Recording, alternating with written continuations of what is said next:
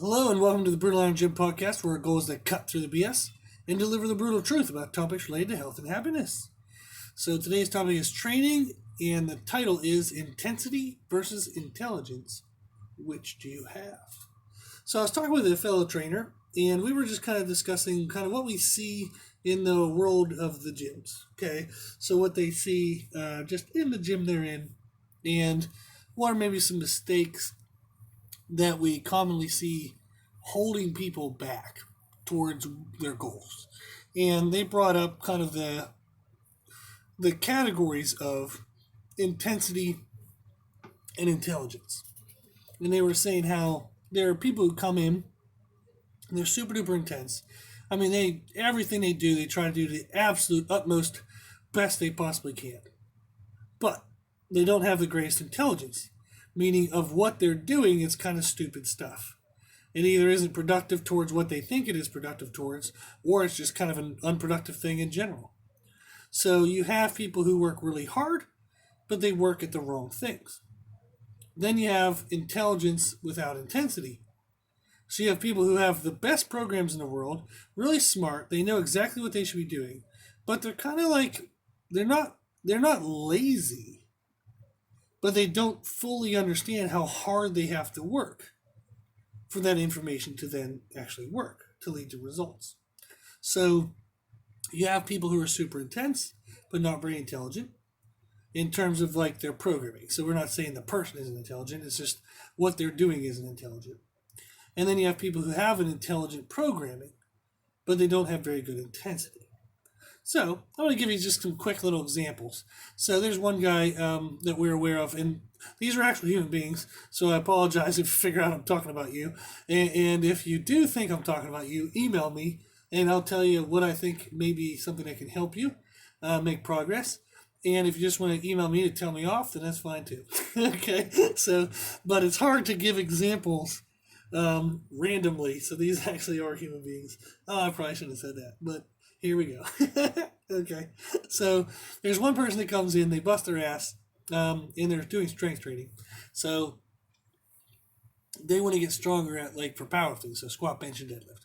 So they come in, they do they lift very purposefully, very intentionally, and also with good intensity. So of what they're told to do, they do it to the best of their abilities. The problem is some of the stuff they're told to do isn't correct. So, for example, this person has upper back rounding in squats and deadlifts. So the programming that they were given has a lot of work to correct, like basically to strengthen a weak upper back, okay, a weak mid back, because that's what the person believed, whoever's writing their programming, believed their issue was. So they've been doing an enormous amount of kind of postural, positional based work to try to fight against their upper back rounding. However, their upper back rounds because it's the strongest freaking part of their body. They don't have strong enough legs. They actually have unhealthy knees. So they don't have strong legs, and they don't have a strong butt. So when the legs and the butt give out, the back rounds to allow the hips to come in before the upper body can actually posturally straighten up. So if their upper body from their butt to their head were to stay in a straight line, they would have to have stronger legs and glutes to then upright their body. So instead of having their body have to pull from their hips, the body just tucks their butt underneath them and then straightens up using the thoracic spine, okay, the spinal erector muscles. So I know this because I used to be that way until I hurt my back, and then I realized, oh shit, that ain't going to work anymore. So then I had to build legs, I had to build a butt, I had to fix myself. So that's actually what this person should be doing, is they have bad knees. They need to be addressing knee tendonitis that they have. Get their knees healthy first. Then they need to strengthen the musculature of their thighs and glutes. Then they need to strengthen their abs. And then all of a sudden, the rest of their system will be to match. It'll be strong enough to match their upper back. And the upper back won't have to round to compensate. The upper back isn't rounding because it's weak. It's rounding because it's compensating. So it's the strongest freaking part of them. And here they are in their programming, beating the living shit out of it, thinking it's the weak thing. Now, how do I know this is true? Because I was there before. And also in their programming, they've been working a year or so at that goal.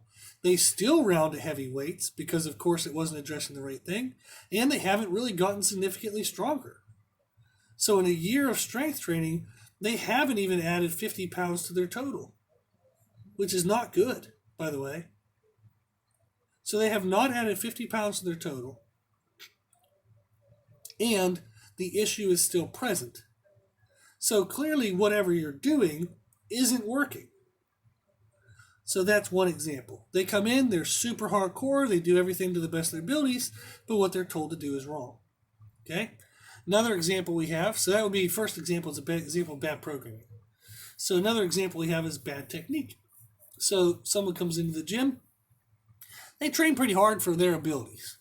So you can tell that they're to the edge of their comfort zone for almost throughout the entire workout.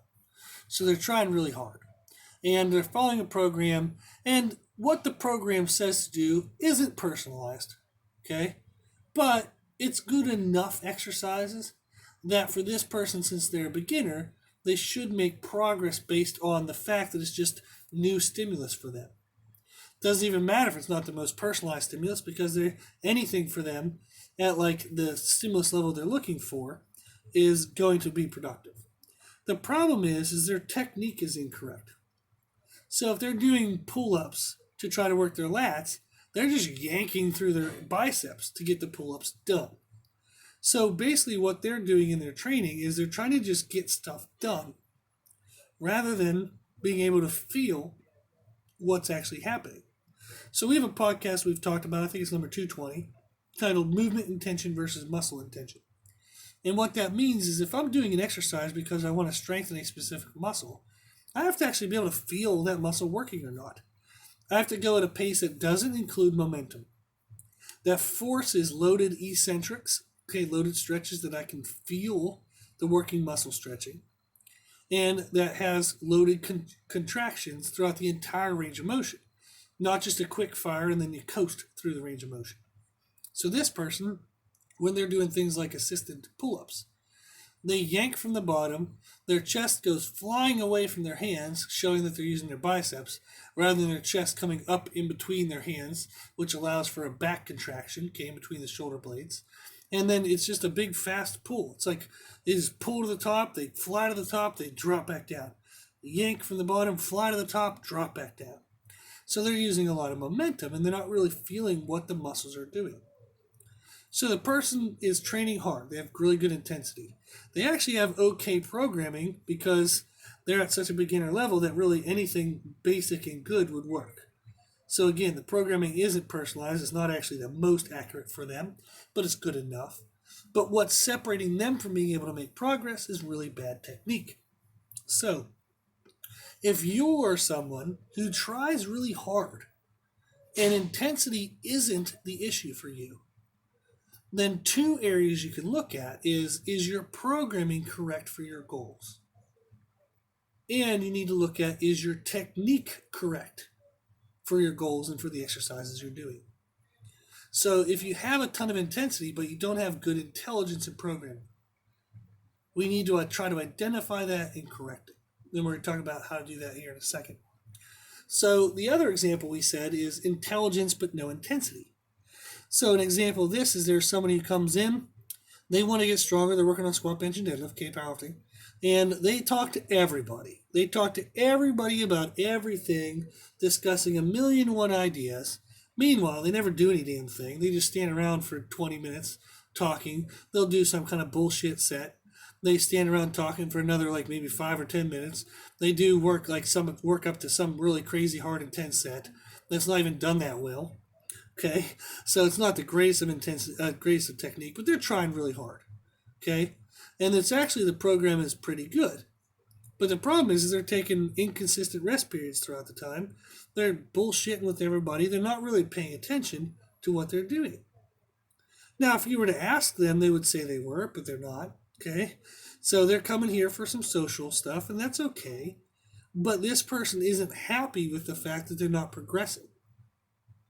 So if you want to have a social time and you just want to enjoy your time in the gym, that's great. That's fine. Okay?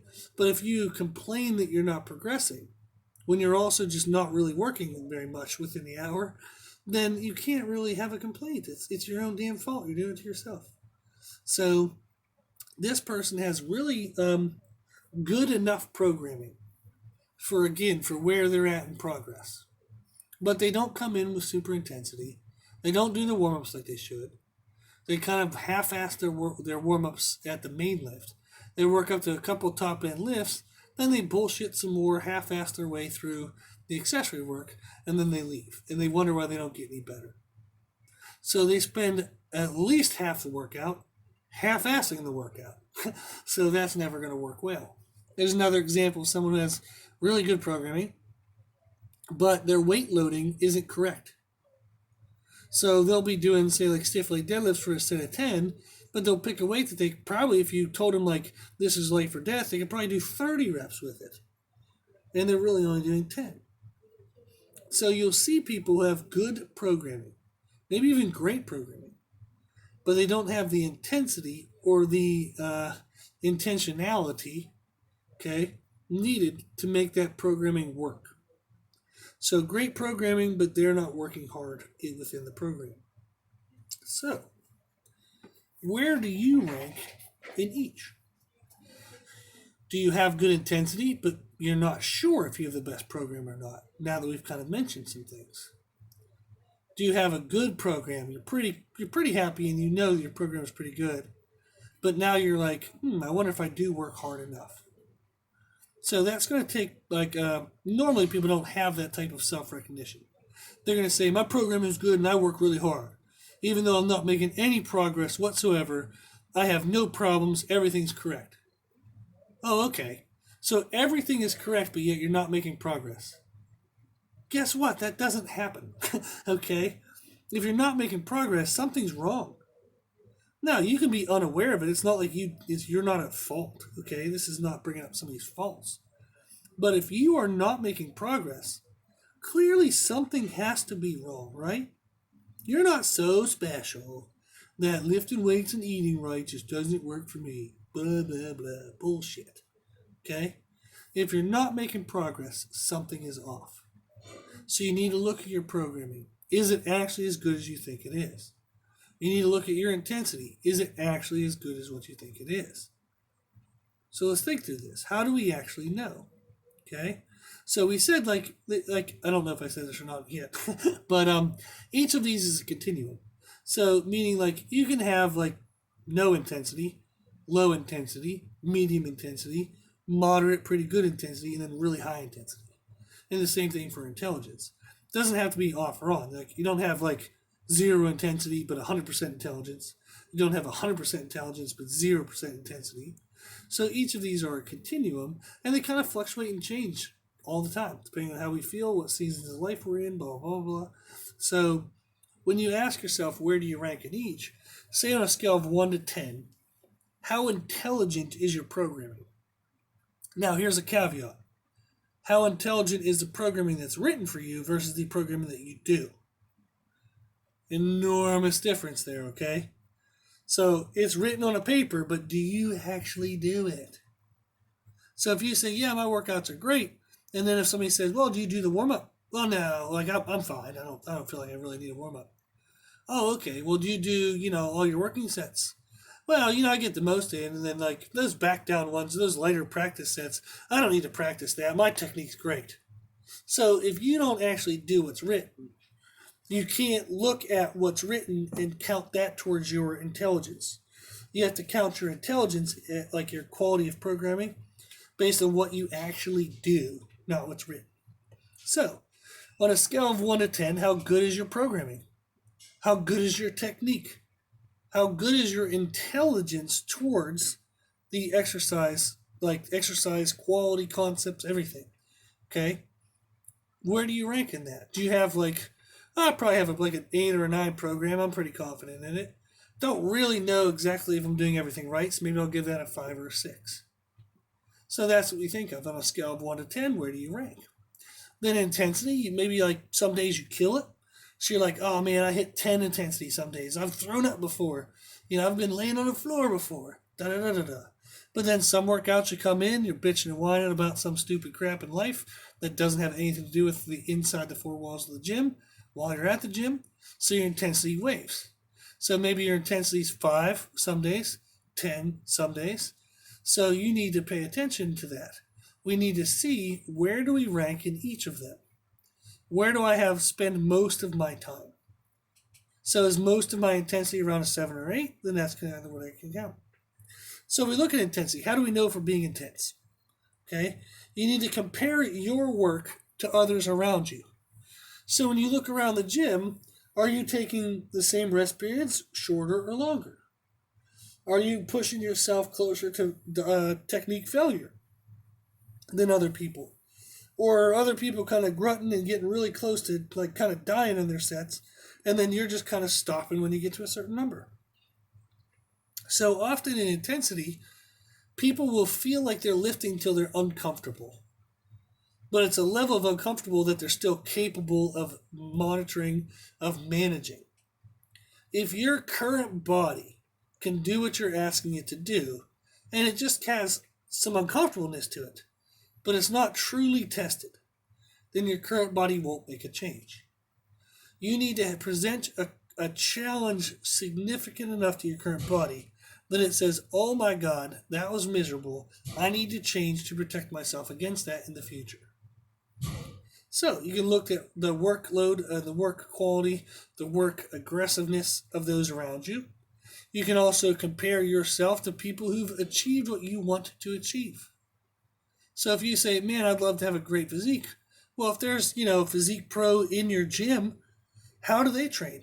What's the quality of intensity that they use? Are you doing the same as them if you want to achieve what they've achieved? Okay? And then also compare to what you believe you're capable of. If you know that every time you go to the gym, you're doing enough to kind of check off the day, but it's not really a great day, it's not exciting. Okay? That's one thing. What happens if we go to the gym and we're kind of crushing everything? We're trying to do our best at everything. That's actually what we really want to do. So if you know every day you show up and you gave the best of whatever you had, doesn't mean maybe you didn't have the best of yourself to give, but of what you had of yourself to give, did you give the best of that? So that's what we look for intensity. For intelligence, are you talking to other people? Are you getting advice from others? And if you are, that's not good enough. You also need to consider, of the people you're talking to, what are their credentials? How would you know that anything they're saying has any usefulness or any degree of quality to it? What are their credentials? What's their education? Who have they helped in the past? Okay? So there are strength coaches out there where out of like their last 20 clients, not even half of those clients even compete anymore, because that strength coach beat the shit out of them without understanding how to select proper exercises. So they just wrote a general program, gave it to every single person, and it wore some people out because the positions and exercises didn't best fit them. They had a lot of knee pain, hip pain, elbow pain, shoulder pain, and now all of a sudden, maybe they did one competition, maybe they had to back out of the competition prep, but now they're not even doing strength training because that coach was that poor of quality. How would you know that? You won't know that in a single conversation. Okay?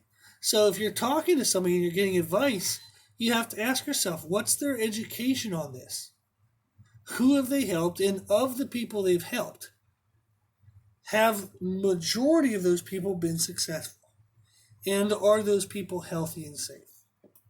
Okay? So that's what you need to look at. Another thing you can think of is, where are you getting your information?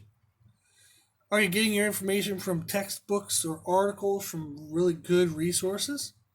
Or are you getting your information from random Instagram posts?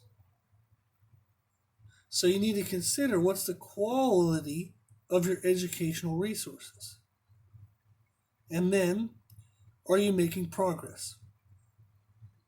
So it's a sign that your programming is good if you are making progress. Maybe it's not best. Maybe you could be making more progress, but at least you are making progress. If you're not making any progress, then it's time to look at a new program, given the correct time frame. So if you're trying to rehab or correct an injury and you're only 1 week into it, don't give up, okay? So you need to give your programming some time depending on what situation you're in. So often I always tried to give programming 8 weeks. If I thought in 8 weeks I could feel and see a difference, then I knew I was on the right track. If in 8 weeks I didn't really feel or see any difference at all, I knew it was time to try something new. So that might be a good idea of a time frame. So, between intensity and intelligence, which do you need more of? Which one are you lacking more of?